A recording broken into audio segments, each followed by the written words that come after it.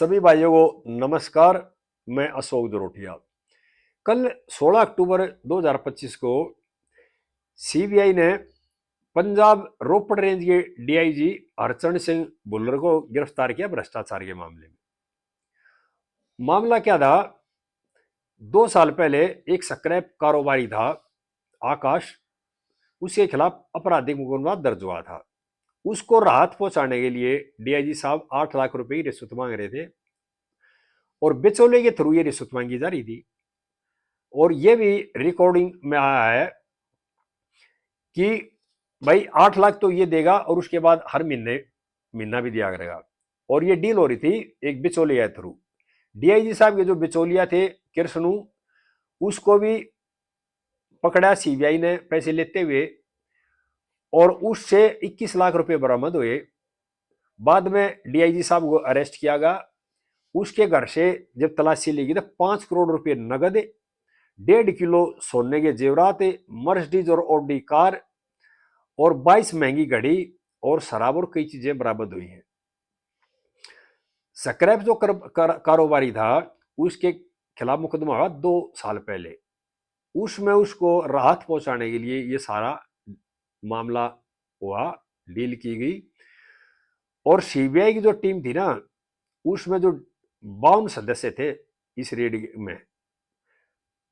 और सीबीआई ने ये बताया है कि इनकी एक रिकॉर्डिंग भी है जिसमें जो डीआईजी साहब अपने बिचौलिए से बात कर रहे थे और ये कह रहे थे, वो इस तरह की बातें बता रहे हैं, जितनी अब दे रहे पकड़ ले, जो भी ये तो पकड़ ले, और बाद में कह दे। और इस तरह की रिकॉर्डिंग भी है कि सितंबर के नहीं दिए, अगस्त के नहीं दिए, इकट्ठे दे दिए, इस तरह की बातें आई है।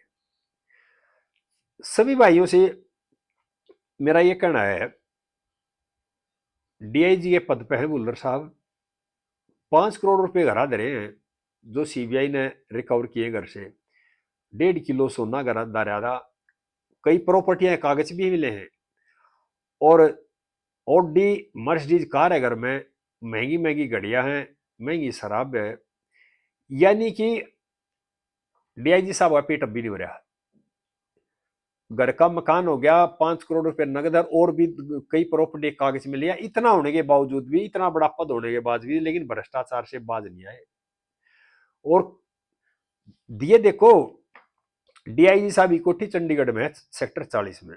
और चंडीगढ़ के अंदर हरियाणा पुलिस के जो अधिकारियों ने सुसाइड किया उस मामले को लेकर काफी गर्मा गर्मी थी और उसमें भी कई भ्रष्टाचार के एंगल इस तरह के आ रहे थे। लेकिन उसके बाद भी डीआईजी साहब इस काम से नहीं चूके, इस काम करने में लीन रहे। यानी इस काम से सबक नहीं लिया कि हमारे जो चंडीगढ़ के अंदर एक मामला उठा हुआ है और अब समय इतना खराब हो चुका है, उससे कोई सीख नहीं ले। ये बात है, यानी कि एक तरह से गिद्धों की तरह नजर बना रहे कि भ्रष्टाचार तो करना है।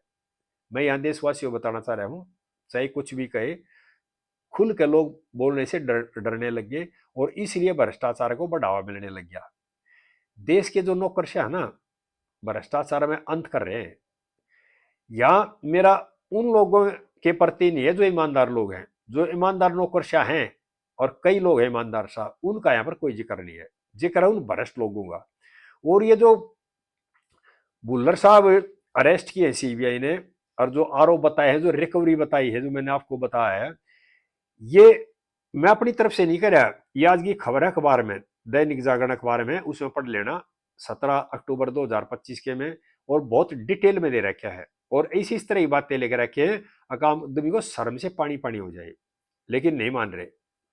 और ये अकेले नहीं है भुल्लर साहब है। मैं आप सभी देशवासियों को, खासकर जो गांव में रहने वाले ना गरीब लोग हैं, जो मेहनत मजदूरी करके अपना गुजारा करना चाह रहे हैं, उनको बताना चाह रहा हूं, चाहे नौकरशाह किसी भी जाति वर्ग का हो, चाहे वो जर्नल का हो, ओबीसी का हो, SC ST का हो, किसी भी का हो, अगर जो कोई नौकरशाह है उसमें तय मुश्किल से 1% भी लोग ऐसे बचते हैं जो ईमानदार होंगे, नहीं तो बाकी तकरीबन है ना बड़े बड़े जोड़े ले रखे हैं। उनका एक ही काम है कि किसी भी तरह से आए, पैसा आए, चाहे कोई गलत काम कराओ, चाहे किसी तरह का हो। और यही कारण है जो देश में भ्रष्टाचार बढ़ गया, देश में अपराध बढ़ गया और जो गैंगस्टर बढ़े, इसका नतीजा ही भ्रष्टाचार का। मैं यहाँ सभी भाइयों को एक बात और बताना चाह रहा हूँ। जो पहले के आईपीएस अधिकारी थे ना, जो रिटायर हो चले गए कई साल पहले, ये सत्य है। वो इस तरह से महीना नहीं बांधते थे, गलत काम करने वालों से पैसा नहीं लेते थे, एसएचओ से मंथली नहीं बांधते थे, बिचौलिए नहीं रखते थे। उस टाइम कानून व्यवस्था भी ठीक थी, अपराध भी कम होते थे और नए नए गैंगस्टर भी नहीं पनपते थे। अब क्या है, जिस तरह के अधिकारी हो गए तो अपराध भी उसी तरह का हो गया, अपराध बढ़ना शुरू हो गया। ये टोटली देन है भ्रष्ट जो अधिकारी हैं उनकी देन है। और देश के सभी लोगों से मेरी एक और प्रार्थना है, ये जो भ्रष्ट लोग है ना, इसमें नेता भी हैं और नौकरशाह भी हैं।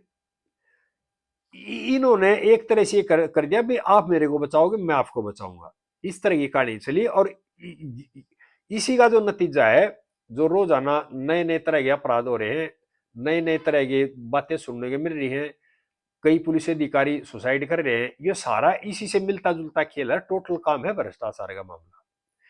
अगर कोई भी पुलिस ऑफिसर, चाहे वो निचले सतर का हो या ऊपरी सतर का हो, सभी अगर ईमानदारी करें तो कानून व्यवस्था ठीक रहेगी, अपराधी जो है उन पर लगाम लगेगी और अपराध घटेंगे, और यानी कि देश की आम जनता चैन से जी सकेगी।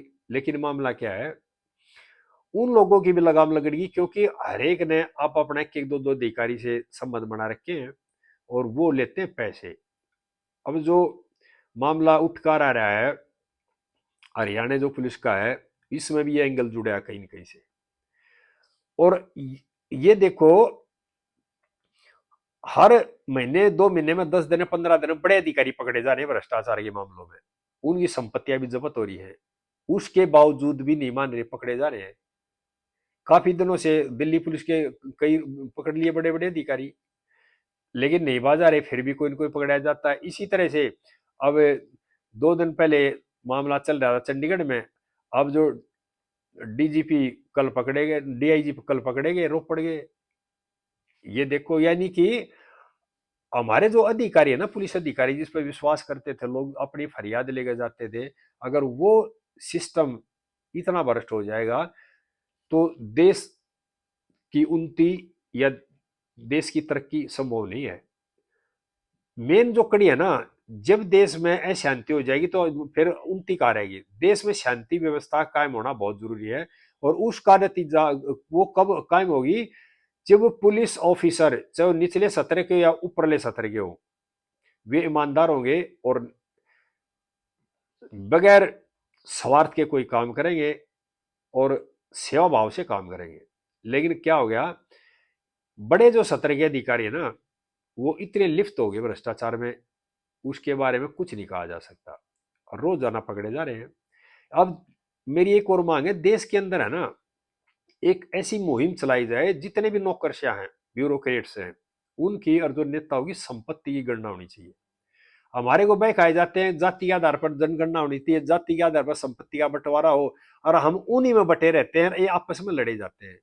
लेकिन असली जो मुद्दा ये है, जो बड़े बड़े अधिकारी हैं, जो नेता हैं राजनीति में, जो परिवार हैं, उनकी संपत्ति की गणना होनी चाहिए। जातिवाद जनगणना से कुछ नहीं, क्या उनकी संपत्ति की गणना हो, और देश की कम से कम जो 50% से ज्यादा संपत्ति है ना, उन परिवारों के पास है, जो नौकरशाह हैं और जो नेता हैं, यानी कि पॉलिटिकल जो परिवार है। सभी देशवासियों से प्रार्थना, भाई आगे इस तरह की बातें फिर शेयर करेंगे, और खासकर खाकी से मेरी प्रार्थना है, आपका भला, देश का भला, समाज का भला जब होगा जब आप ईमानदारी अपनाएंगे। अगर आपने ईमानदारी छोड़ दी तो देश के अंदर शांति व्यवस्था कायम नहीं हो सकती, अपराध पर लगाम नहीं लग सकती, और अपराधियों में खौफ पैदा नहीं हो सकता। सभी भाइयों से प्रार्थना है, इस वीडियो को ज्यादा ज्यादा शेयर करें, और भाई जिसने मेरा चैनल सब्सक्राइब नहीं किया हो प्लीज इसको सब्सक्राइब भी कर ले। आगे इस तरह की बातें फिर भाइयों को बताता रहूंगा। जय हिंद देशवासियों।